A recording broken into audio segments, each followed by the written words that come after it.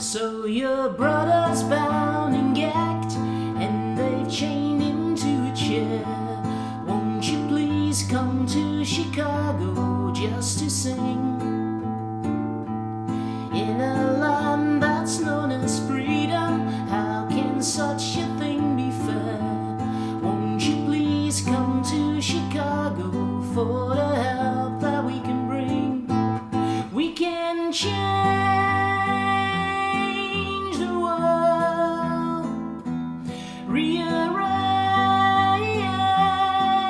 the world, it's dying to get better.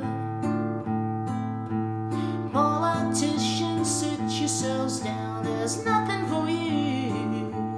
Won't you please come to Chicago for a ride?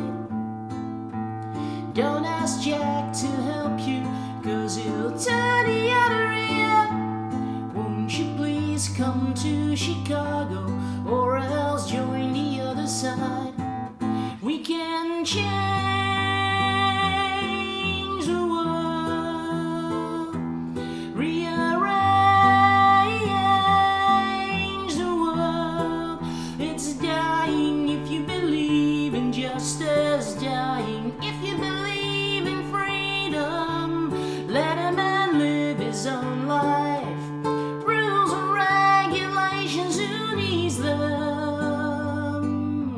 Throw 'em out the door.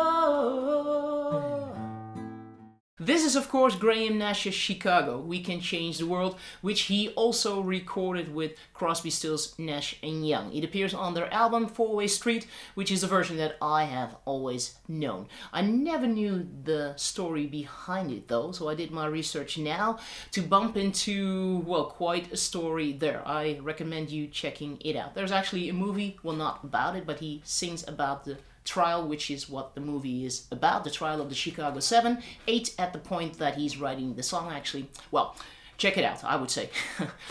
Anyway, so he in general plays it on piano, just this dun dun dun dun dun dun dun dun. I've also seen him play it on guitar, in particular the Howard Stern show, which was like in 2013, I think. He kept it really simple in there, actually capoed up the neck and, well, whatever else. But I wanted to go for the piano version, I guess, which is still a little adjusted there, but the main thing is in there, this duh, duh, duh, duh, duh, duh. And the main thing is actually this A minor going to D minor back and forth with an A in the bass. I've taken it down like an octave, otherwise you would end up playing it here. And then you would have the actual notes that he uses on the piano, which would be indeed here. A minor and D minor there, you would play G there, F there, E minor there, D there, and, well, everything up there. But you want low bass notes, at least I want those. So for G, I would simply go here, and for F, of course, there. Then you have the It's Dying part, which starts out with D, and then to a G with a D in the bass, to A minor at 11, yes, but you can also, and then you indeed get into the voicings that he uses, and I like it for variety's sake. Play D up here, and a G with a D in the bass still, everything with a D in the bass there. Up there, A minor at 11, so you got a few choices, I would say. For this hand, it is, like I already pointed out, just a bass note, and you grab the strings, the free. I in general use the free top string, so in home position that is.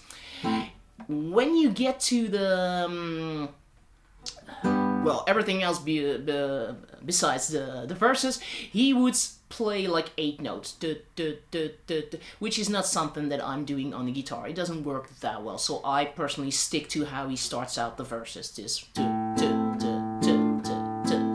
and just stick to it throughout the whole song. It works really well in my opinion. However, we take a look at how to move your fingers here, which is indeed simple, well, easy enough, I think. Same thing for the chords.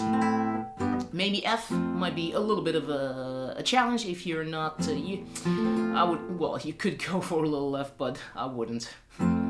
However, so, and then we of course break down the parts, which are basically like 3 parts in there, and then have someone sing it. It's high. He sings high, of course, Nash, or someone else, whatever. Anyway, we break all that I just mentioned down, and I hope you will. Check it out at totallyguitars.com.